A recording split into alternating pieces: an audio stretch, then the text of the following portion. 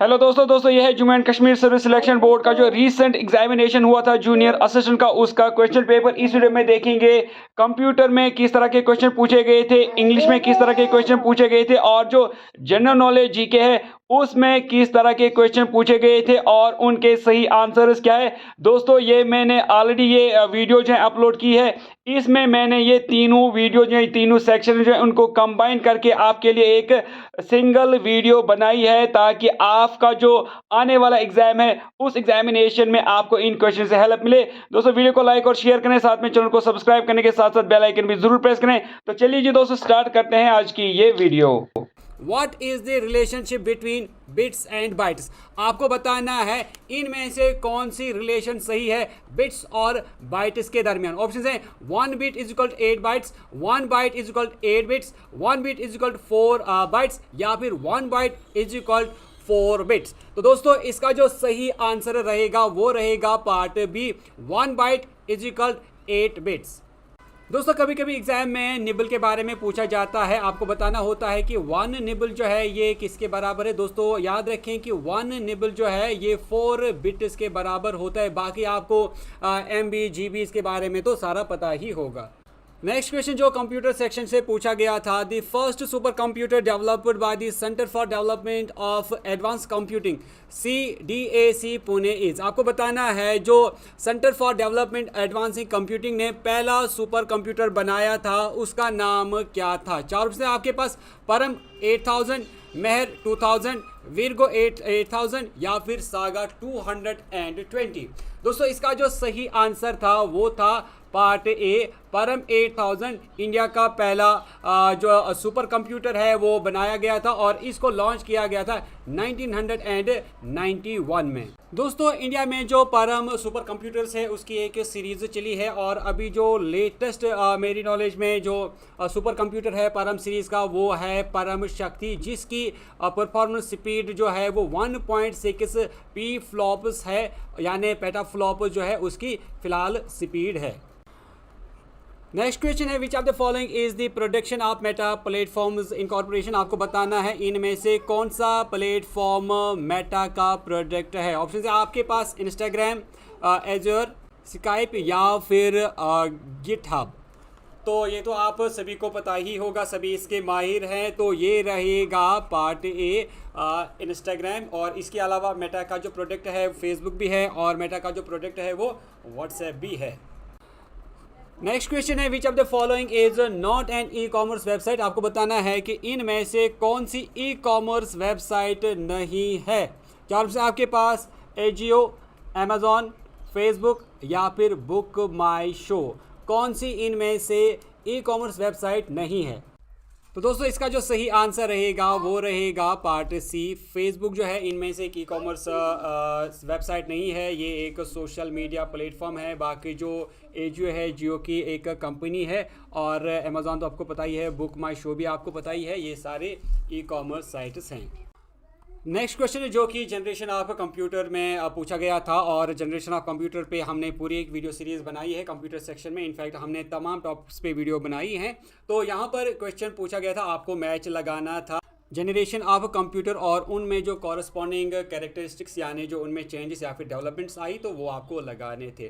तो पहला था यहाँ पर फर्स्ट जनरेशन ऑफ कंप्यूटर। तो आप सभी को पता ही होगा जो फर्स्ट जनरेशन ऑफ कंप्यूटर था उनमें वैक्यूम ट्यूब्स का इस्तेमाल किया गया था। तो यहाँ पर आप देख पा रहे होंगे जो ऑप्शन 2 है इसमें लिखा गया है यूज्ड वैक्यूम ट्यूब्स। तो फर्स्ट जनरेशन कंप्यूटर में वैक्यूम ट्यूब्स का इस्तेमाल किया गया था, तो फर्स्ट के साथ जो है वो सेकेंड ऑप्शन मैच होगी। उसके बाद अगर आपने जनरेशन ऑफ कंप्यूटर पढ़ा होगा तो सेकेंड जनरेशन ऑफ कंप्यूटर में जो सबसे बड़ी चेंज आई थी वो आई थी ट्रांजिस्टर्स की। तो सेकेंड जनरेशन ऑफ कंप्यूटर्स में जो है ट्रांजिस्टर्स का इस्तेमाल किया गया था। तो यहाँ पर आप देख पा रहे होंगे फीचर्ड ट्रांजिस्टर्स। तो यानी जो पार्ट 2 है इसके साथ यहाँ से पार्ट 3 जो है वो मैच हो जाएगा। इसके बाद जो थर्ड जनरेशन थी तो आपने पढ़ा होगा जो थर्ड जनरेशन में सबसे बड़ी डेवलपमेंट थी वो थी आईसीज की, यानी इंटीग्रेटेड जो सर्किट्स हैं वो इस्तेमाल में लाए गए थे थर्ड जनरेशन ऑफ कंप्यूटर में। तो यहाँ पर आप देख पा रहे होंगे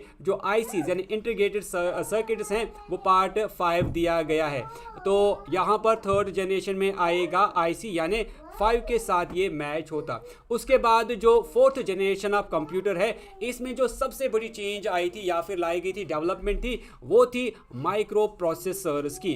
तो यहाँ पर आप देख पा रहे होंगे पार्ट 1 जो है यह है यूटिलाइज्ड माइक्रो प्रोसेसर्स, इसके साथ जो है यानी 4 ऑप्शन के साथ यहाँ पर 1 जो है वो मैच होगा। और उसके बाद अभी आप देख पा रहे होंगे फिफ्थ जनरेशन ऑफ कंप्यूटर जो है वो चल रही थी। तो फिफ्थ जनरेशन ऑफ कंप्यूटर में जो सबसे बड़ी डेवलपमेंट की जा रही है वो है आर्टिफिशियल इंटेलिजेंस की। तो इसके साथ जो है वो पार्ट 4 जो है वो मैच हो जाएगा यानी पार्ट 4।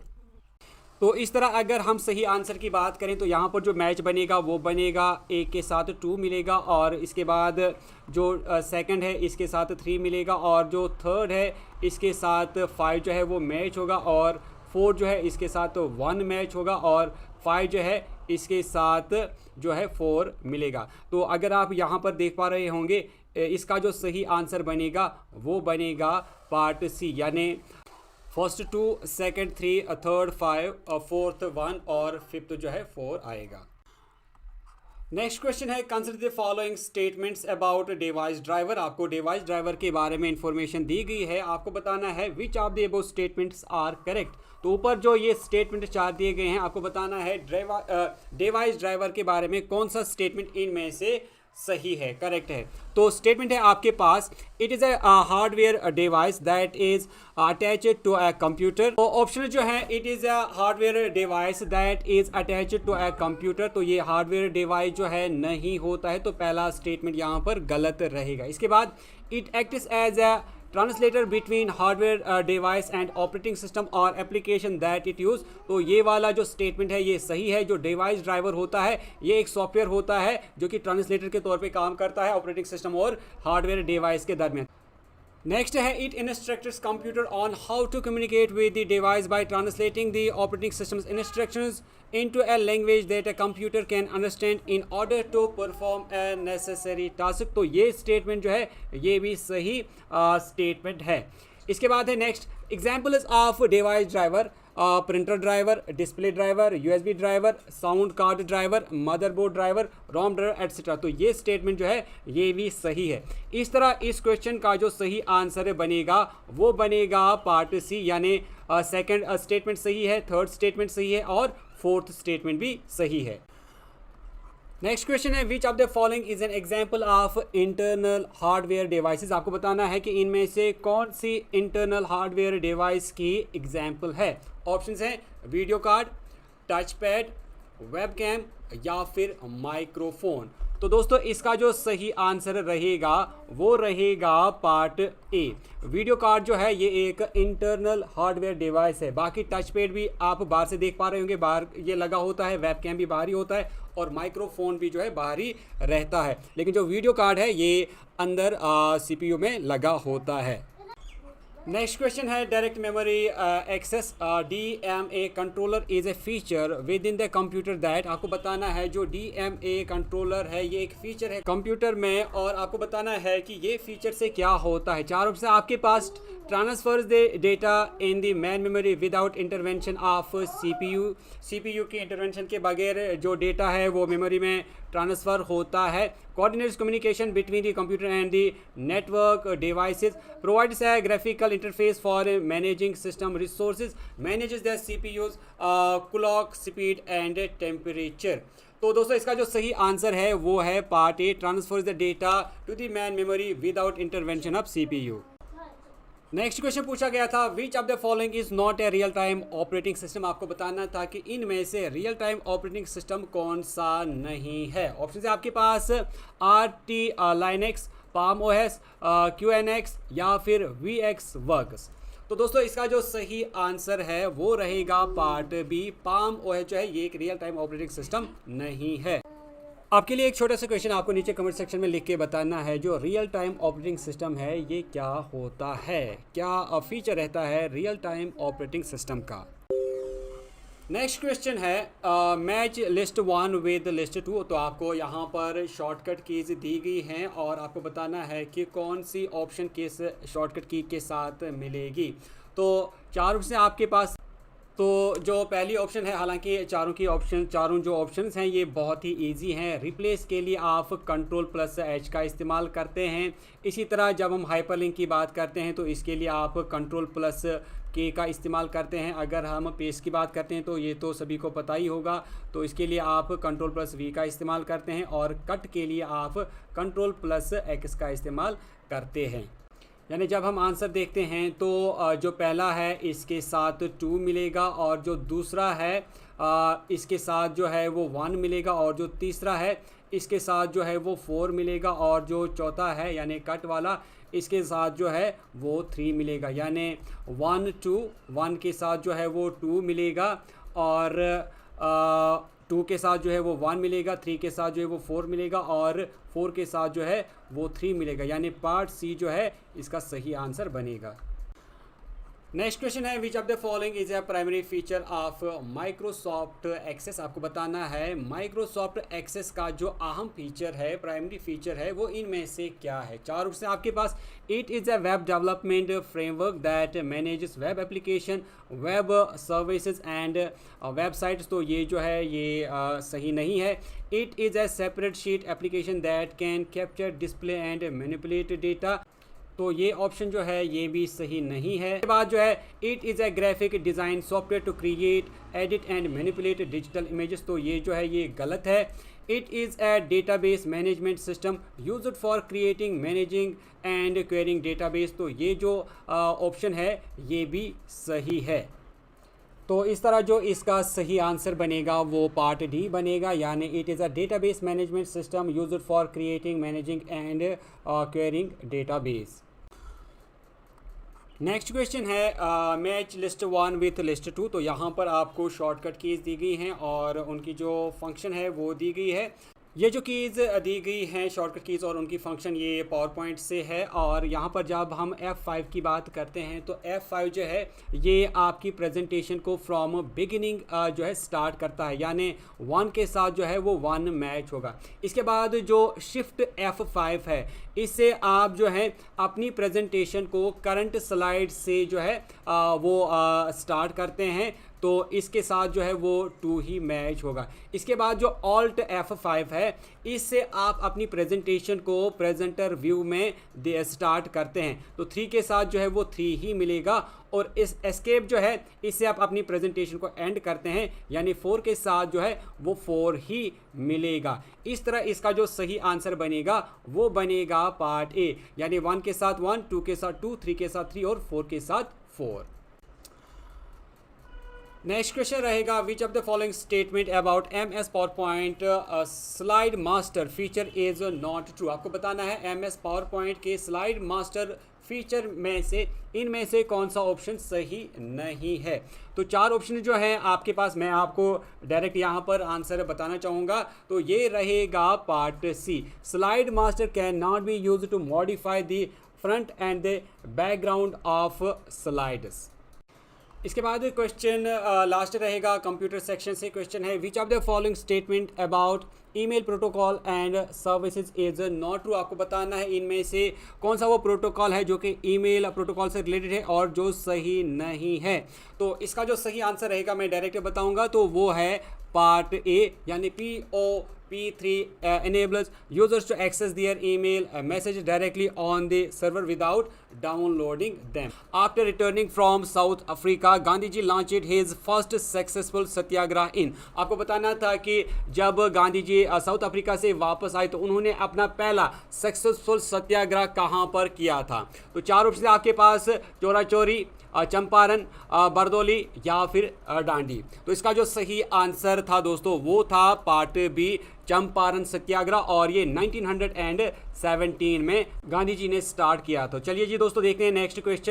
जनरल नॉलेज से लिया गया ये क्वेश्चन है which of the following statements related to tribes in India are correct. आपको बताना है कि यहाँ पर कुछ ट्राइब्स और स्टेटस के स्टेटमेंट्स दिए गए हैं। आपको बताना है कि कौन सा स्टेटमेंट इनमें से सही है। तो पहला जो स्टेटमेंट है ये है Tharu tribes are found in Uttar Pradesh and Uttarakhand. ये जो स्टेटमेंट है ये सही है। जो थारू ट्राइब्स हैं ये उत्तर प्रदेश और उत्तराखंड में पाया जाता है। दूसरा स्टेटमेंट है Irula, Chenchu and Somali tribes are found in Kerala. ये जो स्टेटमेंट है ये गलत स्टेटमेंट है। जो इरूला और सोमाली ट्राइब्स हैं ये केरला में पाए जाते हैं, लेकिन जो चिंचू ट्राइब है ये ज़्यादातर केरला में नहीं पाया जाता, बल्कि ये आंध्र प्रदेश, कर्नाटका, तेलंगाना और उड़ीसा में ये ज़्यादा पाए जाते हैं। इसके बाद जो गौरसिया ट्राइब है आर फाउंड इन गोवा। ये स्टेटमेंट जो है ये भी गलत स्टेटमेंट है। जो गौरसिया ट्राइब है ये ज़्यादातर गुजरात और राजस्थान में पाया जाता है। इसके बाद जो चौथा स्टेटमेंट है वो है Gaddi tribes are nomadic herders of Jammu and Kashmir and Himachal Pradesh. तो ये जो स्टेटमेंट है ये सही स्टेटमेंट रहेगा। तो इस हिसाब से अगर हम देखें तो इसका जो सही आंसर बनेगा वो यहाँ पर दो ऑप्शंस बनते हैं मोस्ट अप्रोप्रिएट। एक है पार्ट ए और दूसरा है पार्ट डी। पार्ट ए और पार्ट डी जो है वो यहाँ पर दोनों सही ऑप्शंस हैं। इसके बाद नेक्स्ट क्वेश्चन आया था Salal hydro electric project is situated in. आपको बताना था कि जो Salal hydro electric power project है ये कहाँ पे है, पंजाब, जम्मू एंड कश्मीर, हिमाचल प्रदेश या फिर उत्तराखंड। तो इसका जो सही आंसर था वो था part B, Jammu and Kashmir में Salal hydro electric power project है। दोस्तों यहाँ पर ही कहना चाहूँगा कि मैंने तमाम पावर प्रोजेक्ट पे कंप्लीट वीडियो सीरीज़ बनाई है, आप वो ज़रूर देखें। दोस्तों जब हम Salal hydro electric power project की बात करते हैं तो ये रियासी डिस्ट्रिक्ट में आता है जम्मू कश्मीर के, और ये चेनाब रिवर पे बनाया गया है। नेक्स्ट क्वेश्चन है Kiru hydro electric power project is situated in. आपको बताना था कि Kiru hydro electric power project जो है ये कहाँ पे है, अरुणाचल प्रदेश, छत्तीसगढ़, जम्मू एंड कश्मीर या फिर आंध्र प्रदेश। दोस्तों इस वाले पावर प्रोजेक्ट पे भी हमने एक कंप्लीट वीडियो बनाई है। अगर आप देखना चाहते हैं power project of Jammu and Kashmir तो आप प्लेलिस्ट ज़रूर चेक करें। तो दोस्तों इसका जो सही आंसर था वो था पार्ट सी, यानी जम्मू कश्मीर में है Kiru hydro electric power project, और ये कश्तवाड़ डिस्ट्रिक्ट में आता है और ये भी चेनाब रिवर पे बनाया गया है। Next question general knowledge of India से पूछा गया था which of the following state of India does not have common border with Myanmar. आपको बताना था कि म्यांमार के साथ इनमें से कौन सी वो स्टेट है इंडिया की जो कि उसके साथ बॉर्डर शेयर नहीं करती। ऑप्शन से आपके पास नागालैंड, अरुणाचल प्रदेश, मिजोरम या फिर आसाम। तो इसका जो सही आंसर था दोस्तों वो था पार्ट डी, आसाम म्यांमार के साथ बॉर्डर शेयर नहीं करता। नेक्स्ट क्वेश्चन है the name of the coast of Tamil Nadu and Andhra Pradesh. आपको बताना है जो तमिलनाडु और आंध्र प्रदेश का कोस्ट है यानी साहिल है उसको क्या कहते हैं। ऑप्शन है नॉर्दर्न सिरकार, मालाबार, कोंकण या फिर कोरोमंडल। तो इसका जो सही आंसर था दोस्तों वो था part D, Coromandel. Next question again general knowledge या फिर ज्योग्राफी ऑफ इंडिया से क्वेश्चन था which state of India has borders with 3 countries namely Nepal, Bhutan and China. आपको बताना था कि इंडिया की कौन सी वो स्टेट है जो कि अपना बॉर्डर 3 मुल्कों के साथ शेयर करती है जिसमें नेपाल, भूटान और चाइना आता है। ऑप्शंस हैं मेघालय, मिजोरम, सिक्किम या फिर आसाम। तो दोस्तों इसका जो सही आंसर था वो था part C, Sikkim. Next question था आपके पास which of the following lakes of India is located in Jammu and Kashmir. आपको बताना था कि इनमें से कौन सा वो लेक है जो कि जम्मू कश्मीर में है। ऑप्शन थे आपके पास फुलहार लेक, केरोलू लेक, आंचार लेक या फिर हमीरसर लेक। तो दोस्तों इसका जो सही आंसर था वो था पार्ट सी, आंचार लेक जो है ये जम्मू कश्मीर में आता है।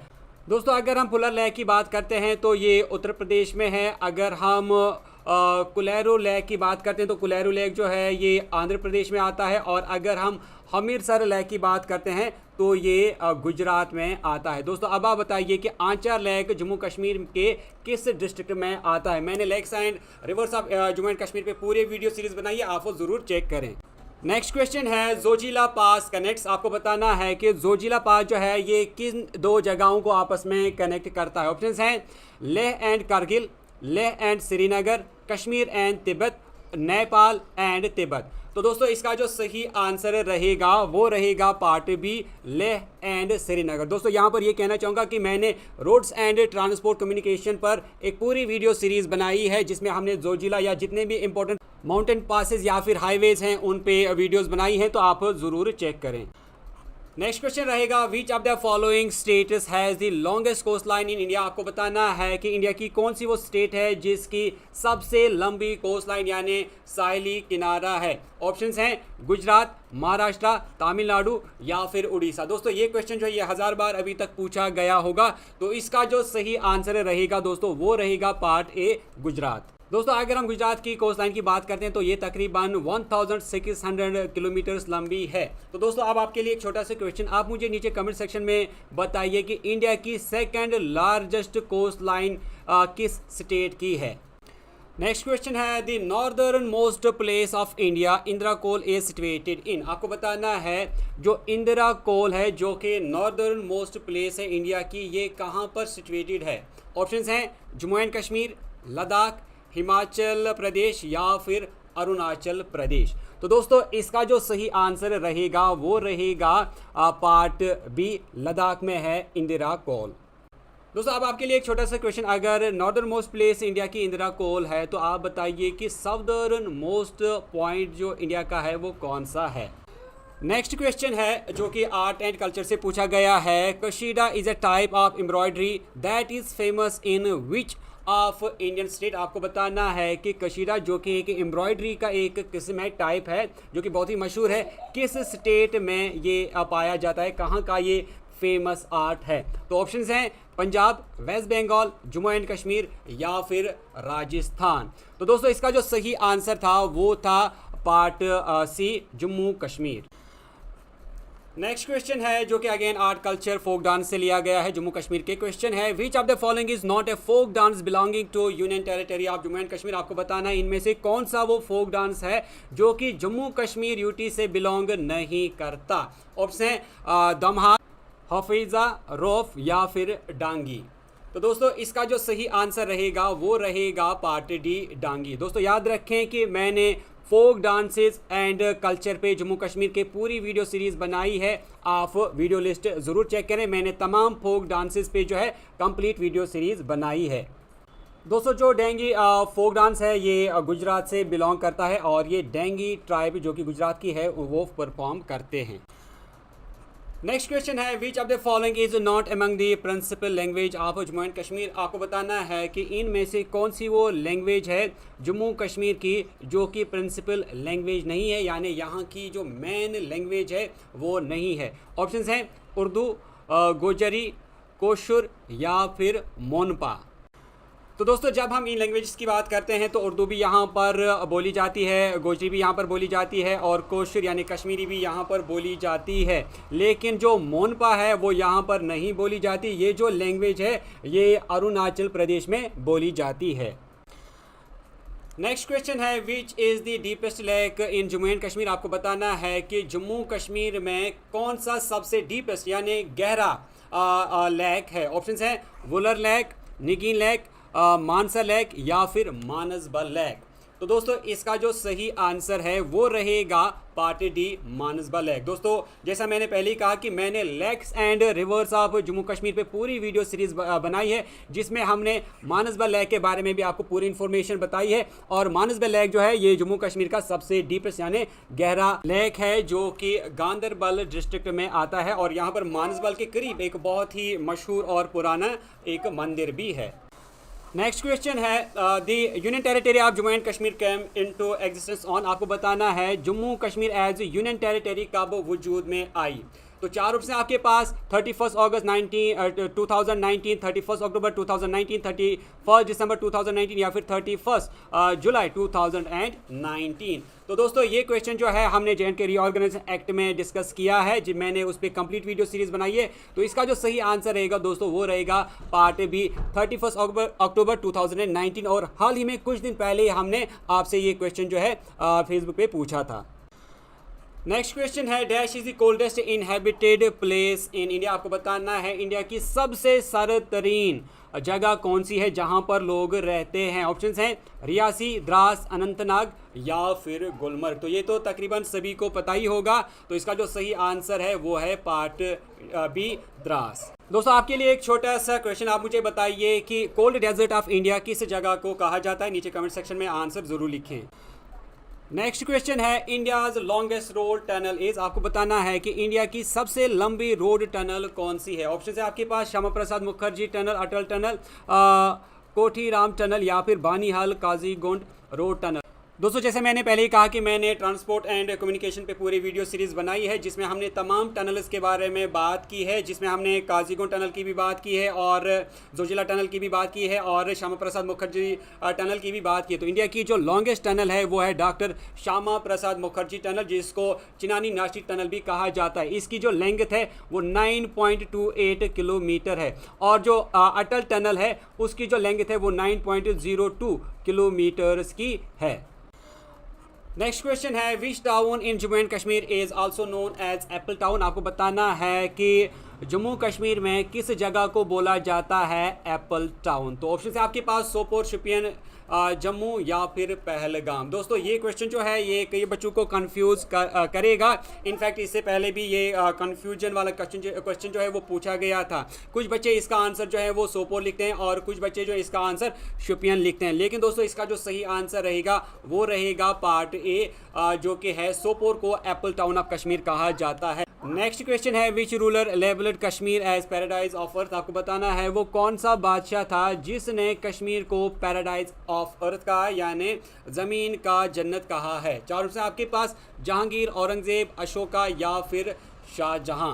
तो दोस्तों इसका जो सही आंसर है वो रहेगा पार्ट ए, जहांगीर, जो कि इंग्लिश पोर्शन से आया था। क्वेश्चन है given below are 5 scattered segments of a sentence, indicate the correct sequence which correctly resembles the segments and complete the sentence। आपको यहाँ पर एक सेंटेंस के 4 जो हिस्से हैं वो दिए गए हैं। आपको इन सेंटेंस के जो सेगमेंट्स हैं इनको एक सही ऑर्डर में रखना है ताकि ये एक कंप्लीट सेंटेंस बनाए। तो यहाँ पर जो पहला सेगमेंट है ये है mornings at her grandmother's house, दूसरा है baked bread filled the kitchen, तीसरा है द एरोमा ऑफ फ्रेशली और चौथा यानी as it reminded her of childhood. तो दोस्तों इसका जो सही आंसर बनेगा या फिर जो सीक्वेंस बनेगा वो बनेगा पार्ट आर से, यानी द एरोमा ऑफ फ्रेशली। इसके बाद नेक्स्ट आएगा baked bread filled the kitchen, इसके बाद आएगा एस यानी it reminded her of childhood और लास्ट में आएगा mornings at her grandmother's house. यानी कुल मिला के ऐसा आएगा the aroma of freshly baked bread filled the kitchen, it reminded her of childhood, mornings at her grandmother's house. यानी जो सुबह सुबह जो रोटियां बनती थी उससे पूरा जो किचन है वो महक उठता था और इससे उसको उसके चाइल्डहुड की जो मॉर्निंग्स हैं वो याद आई, जो मॉर्निंग्स उसने अपने ग्रैंड मदर के हाउस में गुजारी थी। तो इस तरह जो इसका सही आंसर बनेगा वो बनेगा पार्ट बी, यानी पहले आर आएगा, उसके बाद क्यू, उसके बाद एस और उसके बाद लास्ट में पी। नेक्स्ट क्वेश्चन है identify the sentence that correctly changes the following direct speech into indirect speech. आपको यहाँ पर एक सेंटेंस दिया गया है जो कि डायरेक्ट स्पीच में है। आपको बताना है वो कौन सा सेंटेंस है ऑप्शंस में से जो कि इस डायरेक्ट स्पीच को इनडायरेक्ट स्पीच में कन्वर्ट करता है, चेंज करता है। आपके पास सेंटेंस है he said I am going to the market now. तो ऑप्शन है आपके पास he said that he was going to the market then, he said that he is going to the market now, he says that he is going to the market now, और last वाला option है he said that I was going to the market then। तो इसका जो सही answer रहेगा वो रहेगा part A, he said that he was going to the market then। तो जनरली डायरेक्ट इनडायरेक्ट स्पीच में हम देखते हैं जो आई है वो ही में कन्वर्ट होगा, एम जो है वो वाज में कन्वर्ट होगा और नाउ जो है वो देन में कन्वर्ट होगा, depending on the context of the sentence. Next question है fill in the blank using a suitable modal. आपको यहाँ पर एक सुटेबल मॉडल लगाना था ब्लैंक में। तो जो ब्लैंक है ये इस तरह से है, we dash have locked the gate then the dog wouldn't have got out. तो इसके बाद यहाँ पर ये ब्लैंक सी दी गई है लेकिन ये ब्लैंक नहीं है, शायद यहाँ पर बच्चे जो है कंफ्यूज हुए होंगे, ये यहाँ पर बस आउट तक ही है। तो ऑप्शन थे आपके पास ऑट टू, वुड, मे या फिर हैव टू।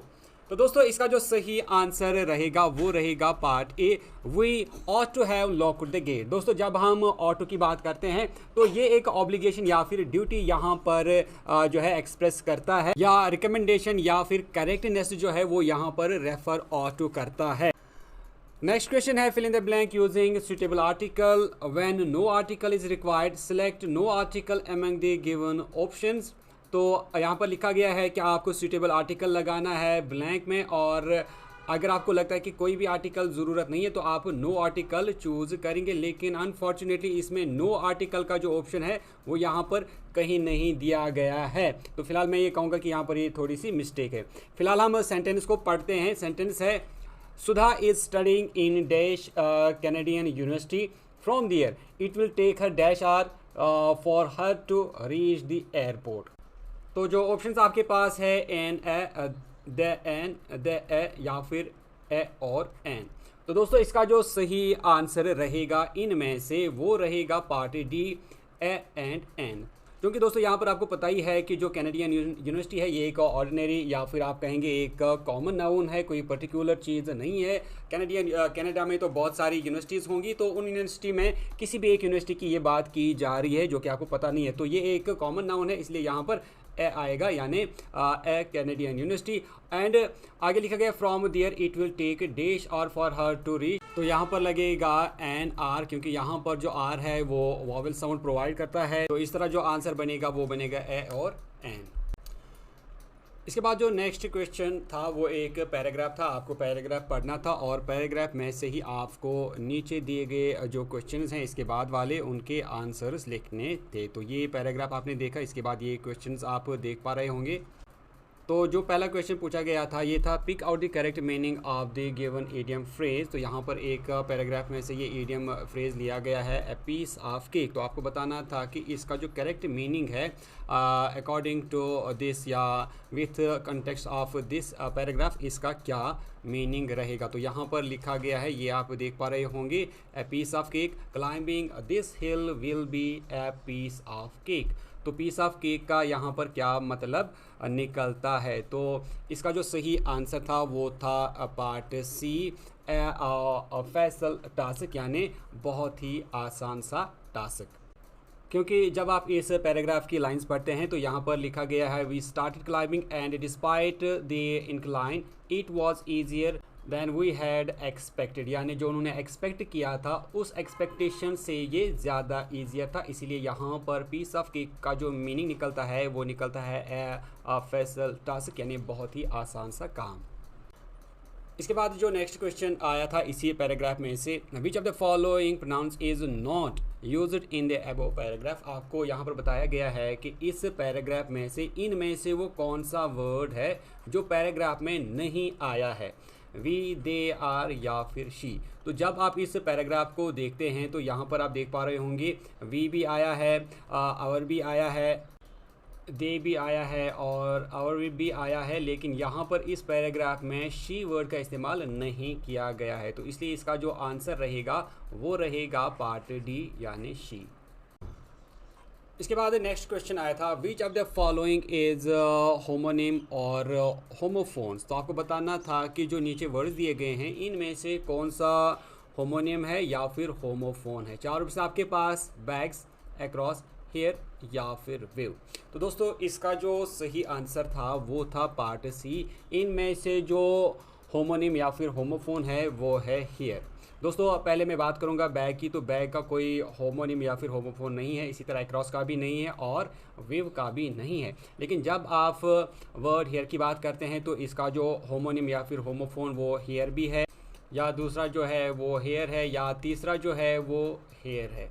और ये सारे जो हैं ये हेयर के होमोनिम्स या फिर होमोफोन्स हैं। जहाँ पर हम देखते हैं हेयर जो है हम अभी इसको यहाँ कहते हैं, और ये जो हेयर है ये बाल है, या कभी ये हेयर जो है ये खरगोश है, और ये हेयर जो है ये सुनने को कहते हैं। तो ये हेयर जो है ये एक होमोनिम या फिर होमोफोन वर्ड है।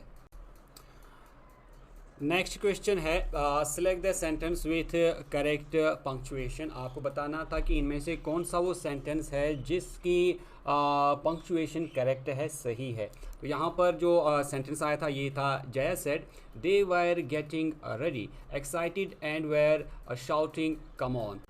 तो इसका जो आंसर रहेगा दोस्तों वो रहेगा पार्ट ए। यहाँ पर जो पंक्चुएशन है वो कॉमास और जो कोट्स की है वो आपको देखनी है। यहाँ पर जया सेड उसके बाद कॉमा लगाया गया है और यहाँ पर कोटेशन मार्क जो है वो स्टार्ट है, सिंगल कोट है ये। और उसके बाद यहाँ पर आप देख पा रहे हैं जो पहला वर्ड है इसको कैपिटलाइज किया गया है। और उसके बाद यहाँ पर आप देख पा रहे हैं कमान में यहाँ पर डबल कोट जो है वो लगाया गया है। और उसके बाद डबल कोट के बाद यहाँ पर तीसरा आप देख रहे हैं सिंगल कोट, यानी ये जो पूरा सेंटेंस है ये सिंगल कोट के अंदर आता है और जो वर्ड्स हैं वो प्रॉपरली कैपिटलाइज भी किए गए हैं। और इसके बाद जब हम देखते हैं दूसरा वाला सेंटेंस, यहाँ पर आपको कहीं पर भी कॉमा वगैरह का इस्तेमाल जो है वो देखने को नहीं मिलता है। यहाँ पर कॉमा जो है वो बंद किए गए हैं, लेकिन ना कोई फुल स्टॉप है और ना ही कहीं सेंटेंस एंड होता है। और इसी तरह यहाँ पर आप देख पा रहे हैं तो यहाँ पर भी कॉमा है, लेकिन ये जो वर्ड है ये कैपिटलाइज नहीं है और ना ही लास्ट में यहाँ पर ये जो वर्ड है ये क्लोज किया गया है, यानी सेंटेंस जो है वो ओपन ही है। इसके बाद यहाँ पर आप देख पा रहे हैं तो ये भी इसी तरह का है।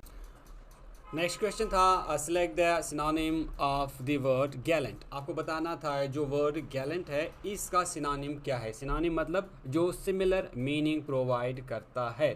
तो ऑप्शन है आपके पास वेलिएंट, कावर्ड, क्रेवन या फिर टिमिड। दोस्तों जब हम वर्ड गैलेंट की बात करते हैं तो गैलेंट का मतलब होता है ब्रेव या फिर हीरोइक। तो जो बहादुर होता है तो ये गैलेंट का मतलब होता है।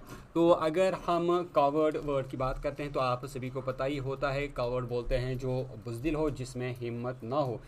इसी तरह जो क्रेवन वर्ड होता है ये भी तकरीबन सेम तरह की मीनिंग देता है, बुज़दिल या फिर हिम्मत ना होना, कावर्डली। इसी तरह जब हम टिमिड की बात करते हैं तो ये भी तकरीबन सिमिलर मीनिंग ही देता है, यानी वो इंसान जिसके पास करेज ना हो, लेक ऑफ कॉन्फिडेंस या फिर करेज। तो इस तरह जो गैलेंट है इसका जो सिनोनिम बनेगा यानी सेम मीनिंग वाला जो वर्ड बनेगा वो बनेगा वेलिएंट। और ये जो बाकी तीन वर्ड्स हैं ये इसके एंटोनिम बनते हैं। नेक्स्ट क्वेश्चन था select the antonym of the word. तो यहाँ पर आपको ये वर्ड दिया गया है इडियोसिंक्रेसी। आपको बताना है कि नीचे दिए गए इन चार वर्ड्स में से कौन सा इसका एंटोनिम है। एंटोनिम मतलब जो इसका अपोजिट मीनिंग देता है। तो दोस्तों सबसे पहले हम बात करेंगे इडियोसिंक्रेसी वर्ड की। तो जब हम इसकी मीनिंग देखते हैं तो इसका मीनिंग होता है किसी शख्स का बिहेवियर या थिंकिंग जो कि अनयूजुअल हो। अनयूजुअल मतलब जो बिल्कुल अलग सलग सा हो, जो बाकियों से मिलता जुलता ना हो। तो वो बिहेवियर जो बिल्कुल अनयूजुअल हो, वो कैरेक्टर जो कि बिल्कुल अनयूजुअल हो। तो जब हम बाकी वर्ड्स की बात करते हैं तो सबसे पहले यहाँ पर आप देख पा रहे होंगे इरेटिसिज्म। तो अगर आप इरेटिसिज्म वर्ड की मीनिंग देखते हैं तो इसका जो मीनिंग होता है वो होता है इनकंसिस्टेंट बिहेवियर। मतलब ये जो वर्ड है ये इसका सिनोनिम बन जाता है। इसके बाद अगर हम बात करें दूसरे वर्ड की जो कि है कन्फर्मिटी। तो कन्फर्मिटी का जो वर्ड का जो मीनिंग है वो होता है स्टैंडर्ड्स या फिर रूल्स या फिर लॉज जो यूनिफॉर्मिटी प्रोवाइड करता है, सेमनेस प्रोवाइड करता है। यानी यहाँ पर जो कैरेक्टर है वो सबके लिए एक जैसा होगा, मतलब वो अलग नहीं होगा। तो ये जो वर्ड है ये कहीं ना कहीं इसका अपोजिट मीनिंग देता है। लेकिन उससे पहले हम दूसरे वर्ड पे भी देखते हैं, ये है पिक्युलैरिटी। तो जब हम पिक्युलैरिटी वर्ड की मीनिंग करती है तो ये भी अनयूजुअल या फिर डिस्टिंक्ट फीचर या फिर कैरेक्टर की बात मीनिंग जो है वो देता है। तो ये भी इस वर्ड का सिनोनिम ही बनता है। इसके बाद जो नेक्स्ट वर्ड है वो है ऑडिटी। तो इसका भी जो मीनिंग है वो तकरीबन अनयूजुअल बिहेवियर या फिर डिस्टिंक्ट कैरेक्टर ही बनता है, यानी ये भी इस वर्ड का सिनोनिम ही बनता है। तो इस हिसाब से जो इसका सही आंसर है जो कि एंटोनिम बनता है इडियोसिंक्रेसी का वो है कन्फर्मिटी। इसके बाद नेक्स्ट क्वेश्चन है choose the correct meaning of the idiom. आपको यहाँ पर एक इडियम दिया गया है, आपको बताना है इसकी क्या सही मीनिंग है। तो इडियम है आपके पास by the skin of your teeth. तो ऑप्शन से जो मीनिंग है be in a comfortable situation, to do more than you can actually do, to spoil someone's moment of praise या फिर नैरोली अवॉइडिंग समथिंग। तो इसका जो सही आंसर रहेगा वो रहेगा नैरोली अवॉइडिंग समथिंग। इसका मतलब होता है किसी काम में आप सक्सेसफुल तो हो जाते हैं लेकिन आप बिल्कुल नाकाम होने के करीब होते हैं। बड़ी मुश्किल से आप किसी तरह से किसी काम को कर पाते हैं। तो उस टाइम या फिर उस सिचुएशन में आप by the skin of your teeth जो इडियम है उसका इस्तेमाल करते हैं। नेक्स्ट क्वेश्चन है fill in the blank with appropriate preposition. तो यहाँ पर आपको प्रीपोजिशंस का इस्तेमाल करना था। सेंटेंस है आपके पास she stood dash the window, lost in thoughts dash her future plans for the upcoming year. तो आपको बताना था कि क्या आएगा यहाँ पर ब्लैंक में। By, about, beside, towards, by, towards या फिर बिसाइड, अबाउट। तो दोस्तों इसका जो सही आंसर आएगा वो आएगा part A, by and about, यानी she stood by the window, lost in thoughts about her future planning for upcoming year. Next question है fill in the blanks with appropriate preposition. फिर से आपको प्रिपरेशन इस्तेमाल करना था। सेंटेंस था आपके पास, the team work tirelessly dash the guidance of their coach to improve their performance dash the challenging season. तो ऑप्शन थे आपके पास by, about, under, towards, under, during, by, during. तो इसका जो सही आंसर आएगा दोस्तों वो आएगा part C, under and during, यानी the team work tirelessly under the guidance of their coach to improve their performance during the challenging season. Next question है change the following sentence from active voice to passive voice. तो आपको यहाँ पर एक sentence दिया गया है, आपको इसको एक्टिव वॉइस से पैसिव वॉइस में चेंज करना था। आपको बताना कि सही ऑप्शन कौन सी है, एक्टिव से पैसिव। तो सेंटेंस था आपके पास, they are organising a farewell party next week. तो जो चार ऑप्शन थे आपके पास पैसिव वॉइस के वो थे, a farewell party is being organised next week, a farewell party is being organised by them next week, a farewell party was organized by them next week, a farewell party will be organized by them next week।